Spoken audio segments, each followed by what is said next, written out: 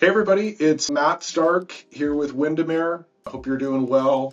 I just wanted to do a quick update here for the month of June and also look at the year-to-date numbers here as well, so from January through June. So, I'll kind of share with you what's happening with the inventory, how that's affecting prices, and just what are some of the things that I'm going to be watching here moving forward as we get into the summer and into later in the year as well. So right now in June of 2025, we have the highest inventory that we've seen since the summer of 2022.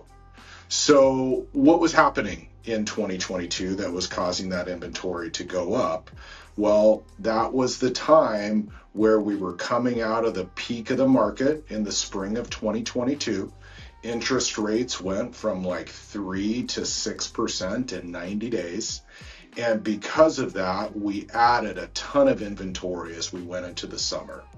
So the inventory peaked at that point in 2022 at about 1,700 active listings. So the comparison here to this year, we started June with 1,322 and we're ending June with 1,532. So we're getting really close to that 2022 peak. And that's so far this month over 15% in terms of the increase of inventory. So, really the trend here, I think, has been pretty consistent throughout the year. And that is that we're seeing significantly more homes available. It's taking them longer to sell in most circumstances. And, the inventory so far year to date is up about 63% over the same time last year. Because of that, prices have really plateaued. There's no upward pressure in terms of pricing. Multiple offers is pretty rare these days where homes are selling over their asking price. So right now, January through June, prices are up about 2.6%. So there's still some positive momentum here, but overall, I think the likelihood is that that price, the average sale price, is probably going to go negative here as we get in later towards the summer.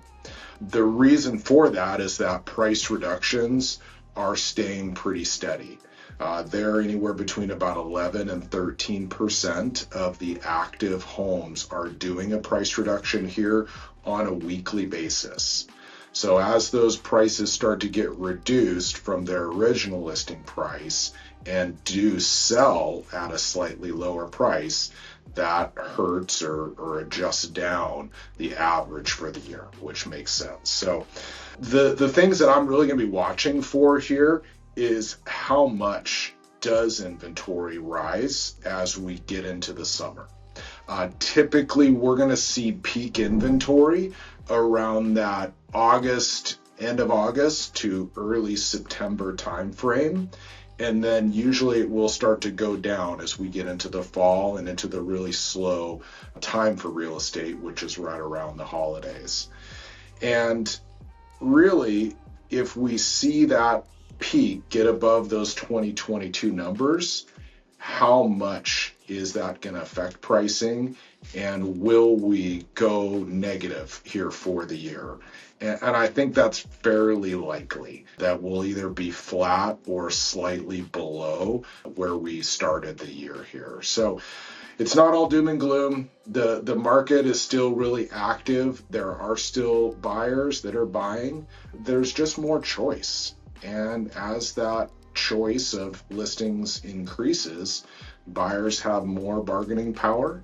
And if homes are not selling, sellers are either having to reduce their prices, or there's always that potential of sellers withdrawing from the market and holding off either for a later date or changing their mind entirely in terms of their motivation. So I hope this hits for you and gives you some good information. The market overall is still holding, but we're getting much more into that normal market trend that we saw in 2018, 2019, before we got into COVID and some of these really low interest rate times. So I hope you find that information helpful. If there's any questions that you have about your property, these are all, larger trends. So I'm always happy to share some information with you as well.